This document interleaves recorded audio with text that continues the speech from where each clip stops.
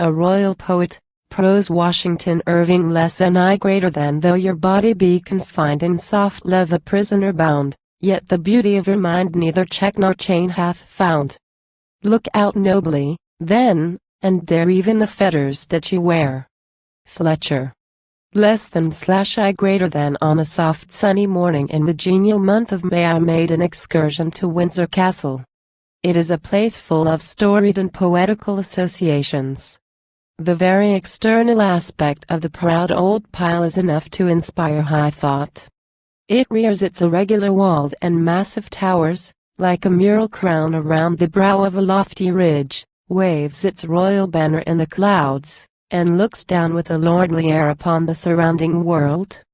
On this morning, the weather was of that voluptuous vernal kind which calls forth all the latent romance of a man's temperament, filling his mind with music, and disposing him to quote poetry and dream of beauty. In wandering through the magnificent saloons and long echoing galleries of the castle I passed with indifference by whole rows of portraits of warriors and statesmen, but lingered in the chamber where hang the likenesses of the beauties which grace the gay court of Charles II, and as I gazed upon them, depicted with amorous, half-dishevelled tresses, and the sleepy eye of love, I blessed the pencil of Sir Peter Lee, which had thus enabled me to bask in the reflected rays of beauty. In traversing also the large green courts, with sunshine beaming on the grey walls and glancing along the velvet turf, my mind was engrossed with the image of the tender, the gallant, but hapless Surrey, and his account of his loiterings about them in his stripling days, when enamoured of the Lady Geraldine. Less than I greater than with eyes cast up unto the maiden's tower, with easy sighs, such as men draw in love. Less than / I greater than in this mood of mere poetical susceptibility, I visited the ancient keep of the castle, where James I of Scotland, the pride and theme of Scottish poets and historians, was for many years of his youth detained a prisoner of state. It is a large grey tower, that has stood the brunt of ages, and is still in good preservation. It stands on a mount which elevates it above the other parts of the castle, and a great flight of steps leads to the interior. In the armory, a Gothic hall furnished with weapons of various kinds and ages, I was shown a coat of armor hanging against the wall, which had once belonged to James. Hence I was conducted up a staircase to a suite of apartments, of faded magnificence, hung with storied tapestry, which formed his prison, and the scene of that passionate and fanciful amour, which is woven into the web of his story the magical hues of poetry and fiction. The whole history of this amiable but unfortunate prince is highly romantic. At the tender age of 11, he was sent from home by his father, Robert III, and destined for the French court, to be reared under the eye of the French monarch, secure from the treachery and danger that surrounded the royal house of Scotland. It was his mishap, in the course of his voyage, to fall into the hands of the English, and he was detained prisoner by Henry IV. Notwithstanding that a truce existed between the two countries, the intelligence of his capture, coming in the train of many sorrows and disasters, proved fatal to his unhappy father. The news, we are told, was brought to him while at supper, and did so overwhelm him with grief that he was almost ready to give up the ghost into the hands of the servants that attended him. But being carried to his bedchamber, he abstained from all food, and in 3 days died of hunger and grief at Rothesay. Less than greater than 1 less than / greater than James was detained in captivity above 18 years. But, though deprived of personal liberty, he was treated with the respect due to his rank. Care was taken to instruct him in all the branches of useful knowledge cultivated at that period, and to give him those mental and personal accomplishments deemed proper for a prince. Perhaps in this respect his imprisonment was an advantage, as it enabled him to apply himself the more exclusively to his improvement, and quietly to imbibe that rich fund of knowledge and to cherish those elegant tastes which have given such a luster to his memory. The picture drawn of him in early life by the Scottish historians is highly captivating, and seems rather the description of a hero of romance than of a character in real history. He was well learned, we are told, to fight with the sword, to joust, to tourney, to wrestle, to sing and dance. He was an expert mediciner, right crafty in playing both of lute and harp, and sundry other instruments of music, and was expert in grammar, oratory, and poetry.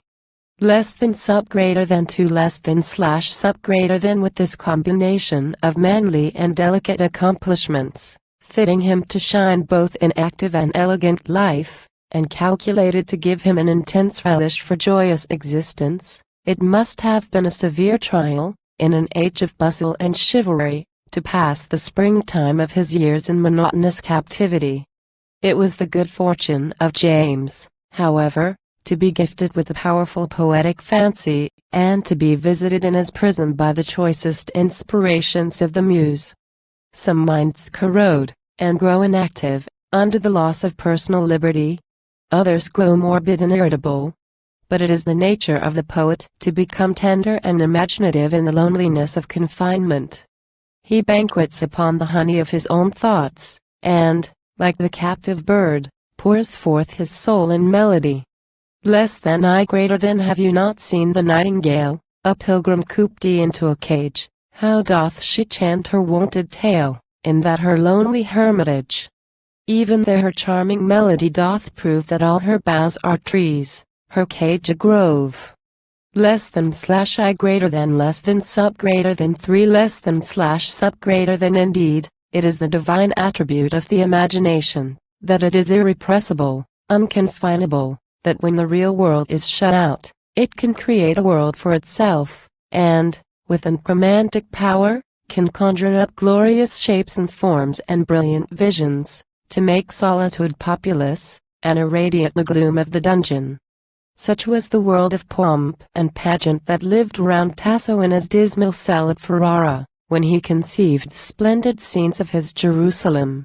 And we may consider the king Esquire, less than sub greater than 4 less than slash sub greater than composed by James during his captivity at Windsor, as another of those beautiful breakings forth of the soul from the restraint and gloom of the prison house.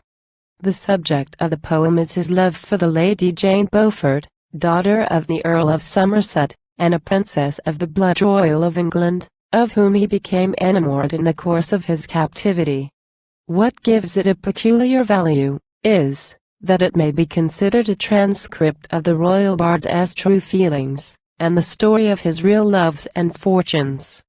It is not often that sovereigns write poetry or that poets deal in fact. It is gratifying to the pride of a common man, to find a monarch thus suing, as it were, for admission into his closet, and seeking to win his favor by administering to his pleasures. It is a proof of the honest equality of intellectual competition, which strips off all the trappings of factitious dignity, brings the candidate down to a level with his fellow men, and obliges him to depend on his own native powers for distinction. It is curious, too, to get at the history of a monarch's heart, and to find the simple affections of human nature throbbing under the ermine. But James had learnt to be a poet before he was a king. He was schooled in adversity, and reared in the company of his own thoughts. Monarchs have seldom time to parley with their hearts or to meditate their minds into poetry. And had James been brought up amidst the adulation and gaiety of the court, we should never, in all probability, have had such a poem as the Choir. I have been particularly interested by those parts of the poem which breathe his immediate thoughts concerning his situation, or which are connected with the apartment in the Tower. They have thus a personal and local charm, and are given with such circumstantial truth as to make the reader present with the captive in his prison and the companion of his meditations. Such is the account which he gives of his weariness of spirit, and of the incident which first suggested the idea of writing the poem. It was the still mid-watch of a clear moonlight night. The stars, he says, were twinkling as fire in the high vault of heaven, and Cynthia rinsing her golden locks in Aquarius. He lay in bed wakeful and restless, and took a book to beguile the tedious hours.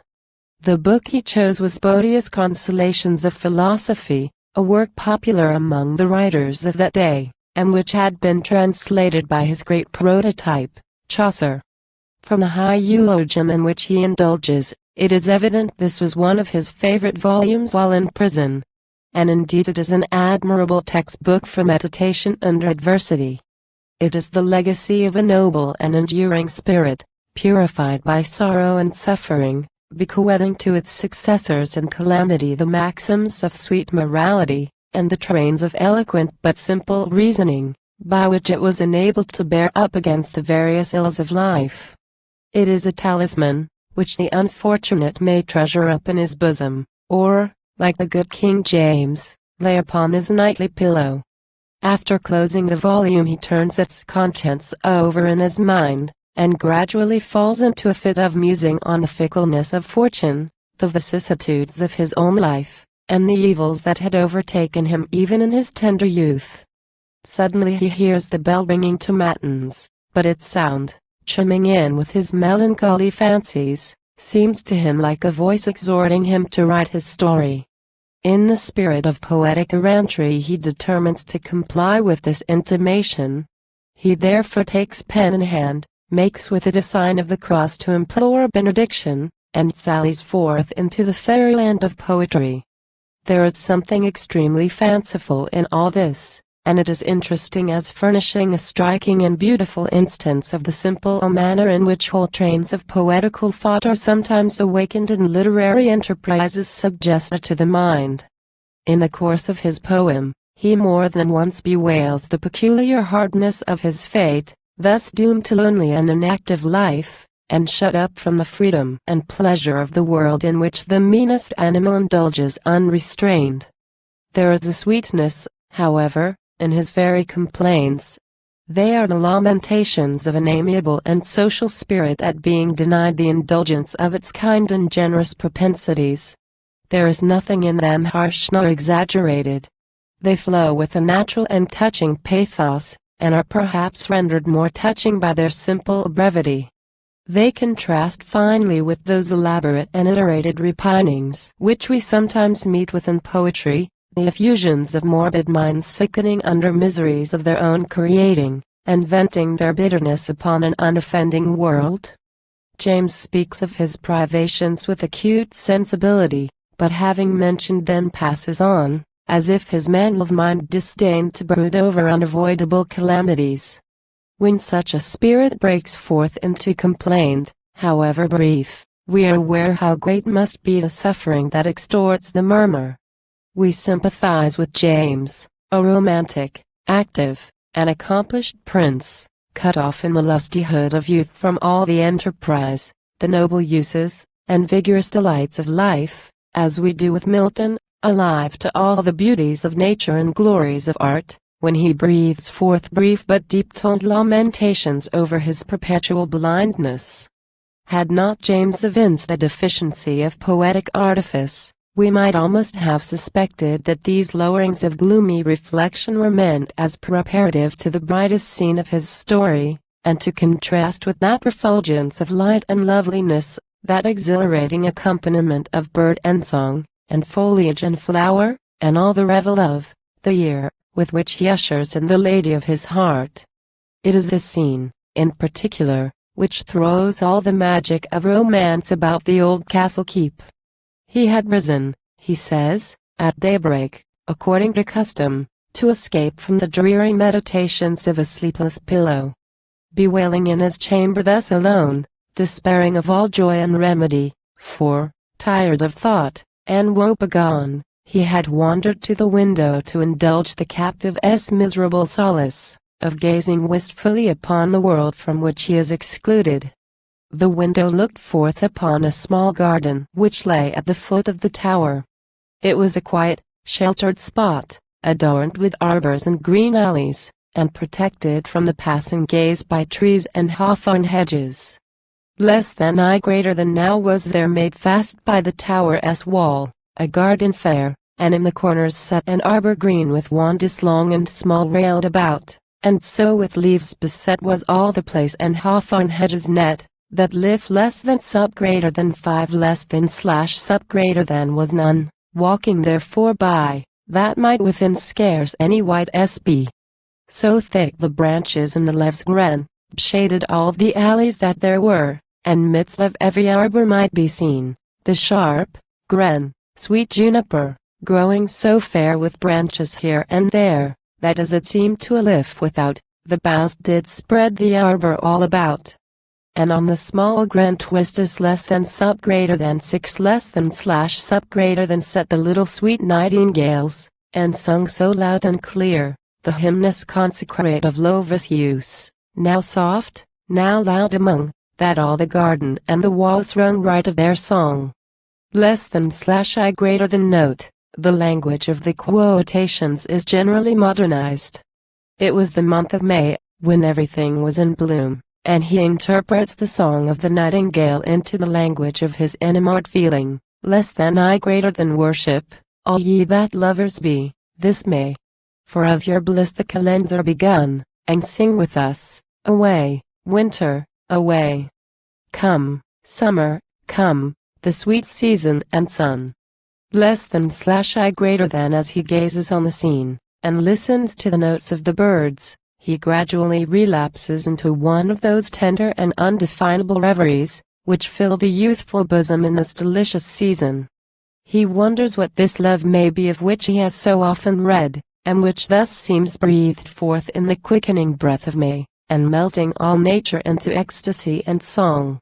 If it really be so great a felicity, and if it be a boon thus generally dispensed to the most insignificant beings, why is he alone cut off from its enjoyments? Less than I greater than oft would I think, O Lord, what may this be, that love is of such nobile meat and kind? Loving his folk, and such prosperity, is it of him, as we in books do find. May he our hurt us set in less than sub greater than 7 less than slash sub greater than and unbind, hath he upon our hurt us such mastery? Or is all this but feigned fantasy? For if he be of so great excellence that he of every white hath care and charge, what have I guilt less than sub greater than 8 less than slash sub greater than to him, or done offense, that I am thraldee, and birdis go at large? Less than slash I greater than in the midst of his musing, as he casts his eye downward, he beholds the fairest and the freshest young flower that ever he had seen. It is the lovely Lady Jane, walking in the garden to enjoy the beauty of that fresh May morrow. Breaking thus suddenly upon his side in a moment of loneliness and excited susceptibility, she at once captivates the fancy of the romantic prince, and becomes the object of his wandering wishes, the sovereign of his ideal world. There is, in this charming scene, an evident resemblance to the early part of Chaucer's Knight's Tale, where Palamon and Arcite fall in love with Amelia, whom they see walking in the garden of their prison. Perhaps the similarity of the actual fact to the incident which he had read in Chaucer may have induced James to dwell on it in his poem. His description of the Lady Jane is given in the picturesque and minute manner of his master, and, being doubtless taken from the life, is a perfect portrait of a beauty of that day. He dwells with the fondness of a lover on every article of her apparel, from the net of pearl, splendent with emeralds and sapphires, that confined her golden hair, even to the goodly chain of small orfevre less than sub greater than 9 less than slash sub greater than about her neck, whereby there hung a ruby in shape of a heart, that seemed, he says, like a spark of fire burning upon her white bosom. Her dress of white tissue was looped up to enable her to walk with more freedom. She was accompanied by 2 female attendants, and about her sported a little hound decorated with bells, probably the small Italian hound of exquisite symmetry which was a parlor favorite and pet among the fashionable dames of ancient times. James closes his description by a burst of general eulogium. Less than I greater than in her was youth, beauty, with humble port, bounty, riches, and womanly feature, God better knows than my pen can report, wisdom, largesse, less than sub greater than 10 estate, less than sub greater than 11 less than slash sub greater than and cunning sure. In every point so guided her measure, in word, in deed, in shape, in countenance, that nature might no more her child advance. Less than slash sub greater than less than slash I greater than. The departure of the Lady Jane from the garden puts an end to this transient riot of the heart. With her departs the amorous illusion that had shed a temporary charm over the scene of his captivity, and he relapses into loneliness, now rendered tenfold more intolerable by this passing beam of unattainable beauty. Through the long and weary day he repents at his unhappy lot, and when evening approaches, and Phoebus, as he beautifully expresses it, had bade farewell to every leaf and flower, he still lingers at the window, and, laying his head upon the cold stone, gives vent to a mingled flow of love and sorrow, until, gradually lulled by the mute melancholy of the twilight hour, he lapses, half sleeping, half swoon, into a vision, which occupies the remainder of the poem, and in which is allegorically shadowed out the history of his passion. When he wakes from his trance, he rises from his stony pillow, and, pacing his apartment, full of dreary reflections, questions his spirit, whither it has been wandering. Whether, indeed, all that has passed before his dreaming fancy has been conjured up by preceding circumstances, or whether it is a vision intended to comfort and assure him in his despondency. If the latter, he prays that some token may be sent to confirm the promise of happier days, given him in his slumbers. Suddenly, a turtle, a dove of the purest whiteness, comes flying in at the window, and alights upon his hand, bearing in her bill a branch of red Gala Flower, on the leaves of which is written, in letters of gold, the following sentence: less than I greater than awake. Awake. I bring, lover, I bring the newest glad, that blissful is and sure of thy comfort. Now laugh, and play, and sing, for in the heavenly ready is thy cure.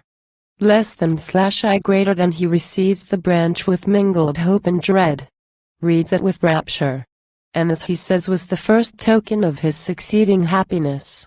Whether this is a mere poetic fiction, or whether the Lady Jane did actually send him a token of her favor in this romantic way, remains to be determined according to the fate or fancy of the reader. He concludes his poem by intimating that the promise conveyed in the vision and by the flower, is fulfilled by his being restored to liberty, and made happy in the possession of the sovereign of his heart. Such is the poetical account given by James of his love adventures in Windsor Castle. How much of it is absolute fact, and how much the embellishment of fancy, it is fruitless to conjecture. Let us not, however, reject every romantic incident as incompatible with real life, but let us sometimes take a poet at his word. I have noticed merely those parts of the poem immediately connected with the tower, and have passed over a large part which was in the allegorical vein, so much cultivated at that day. The language, of course, is quaint and antiquated, so that the beauty of many of its golden phrases will scarcely be perceived at the present day, but it is impossible not to be charmed with the genuine sentiment, the delightful artlessness and urbanity, which prevail throughout it. The descriptions of nature too, with which it is embellished, are given with a truth, a discrimination, and a freshness, worthy of the most cultivated periods of the art. As an amatory poem, it is edifying, in these days of coarser thinking, to notice the nature, refinement, and exquisite delicacy which pervade it. Banishing every gross thought, or immodest expression, and presenting female loveliness, clothed in all its chivalrous attributes of almost supernatural purity and grace. James flourished nearly about the time of Chaucer and Gower, and was evidently an admirer and studier of their writings. Indeed, in one of his stanzas he acknowledges them as his masters, and in some parts of his poem we find traces of similarity to their productions, more especially to those of Chaucer. There are always, however, general features of resemblance in the works of contemporary authors, which are not so much borrowed from each other as from the times. Writers, like bees, toll their sweets in the wide world. They incorporate with their own conceptions, the anecdotes and thoughts current in society. And thus each generation has some features in common, characteristic of the age in which it lives. James belongs to one of the most brilliant eras of our literary history, and establishes the claims of his country to a participation in its primitive honors. Whilst a small cluster of English writers are constantly cited as the fathers of our verse, the name of their great Scottish compeer is apt to be passed over in silence. But he is evidently worthy of being enrolled in that little constellation of remote but never-failing luminaries who shine in the highest firmament of literature, and who, like morning stars, sang together at the bright dawning of British poesy. Such of my readers as may not be familiar with Scottish history, though the manner in which it has of late been woven with captivating fiction has made it a universal study, may be curious to learn something of the subsequent history of James and the fortunes of his love. His passion for the Lady Jane, as it was the solace of his captivity, so it facilitated his release, it being imagined by the court that a connection with the blood royal of England would attach him to its own interests. He was ultimately restored to his liberty and crown, having previously espoused the Lady Jane, who accompanied him to Scotland, and made him a most tender and devoted wife.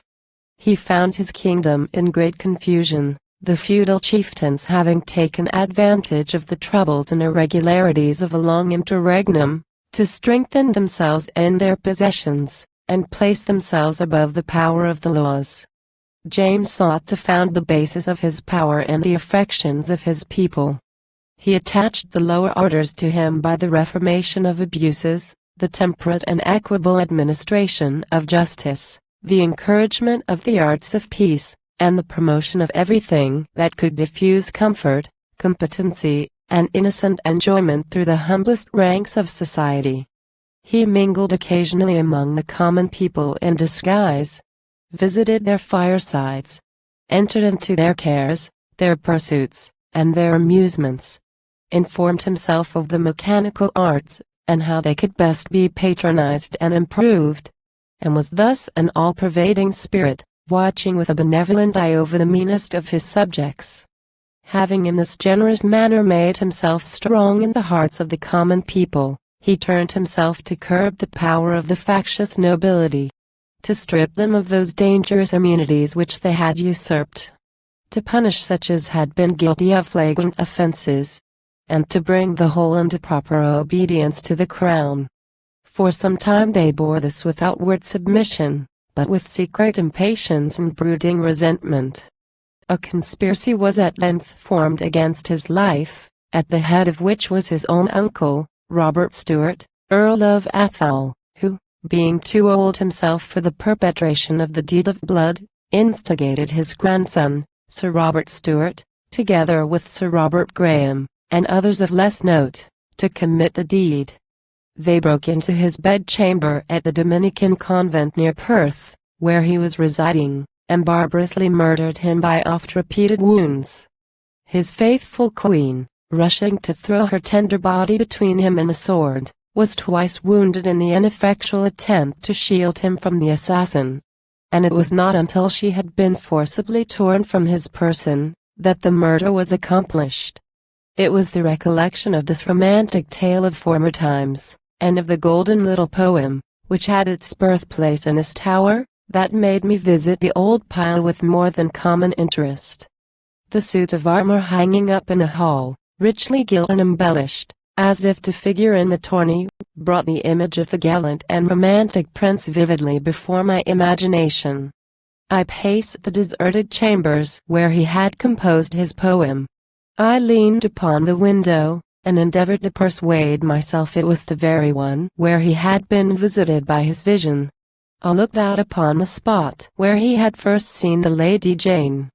It was the same genial and joyous month. The birds were again vying with each other in strains of liquid melody.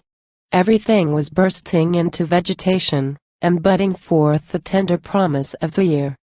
Time, which delights to obliterate the sterner memorials of human pride, seems to have passed lightly over this little scene of poetry and love, and to have withheld his desolating hand.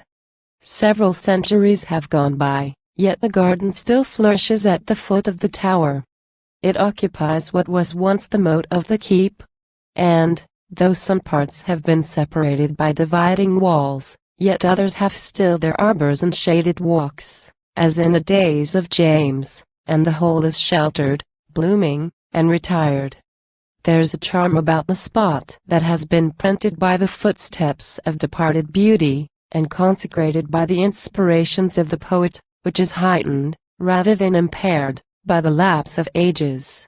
It is, indeed, the gift of poetry, to hallow every place in which it moves, to breathe around nature an odor more exquisite than the perfume of the rose, and to shed over it a tint more magical than the blush of morning. Others may dwell on the illustrious deeds of James as a warrior and a legislator, but I have delighted to view him merely as the companion of his fellow men, the benefactor of the human heart, stooping from his high estate to sow the sweet flowers of poetry and song in the paths of common life. He was the first to cultivate the vigorous and hardy plant of Scottish genius, which has since become so prolific of the most wholesome and highly flavored fruit. He carried with him into the sterner regions of the north all the fertilizing arts of southern refinement. He did everything in his power to win his countrymen to the gay, the elegant, and gentle arts, which soften and refine the character of a people, and wreathe a grace round the loftiness of a proud and warlike spirit. He wrote many poems, which, unfortunately for the fullness of his fame, are now lost to the world. One, which is still preserved, called Christ's Kirk of the Green, shows how diligently he had made himself acquainted with the rustic sports and pastimes, which constitute such a source of kind and social feeling among the Scottish peasantry, and with what simple and happy humor he could enter into their enjoyments. He contributed greatly to improve the national music, and traces of his tender sentiment and elegant taste are said to exist in those witching airs, still piped among the wild mountains and lonely glens of Scotland.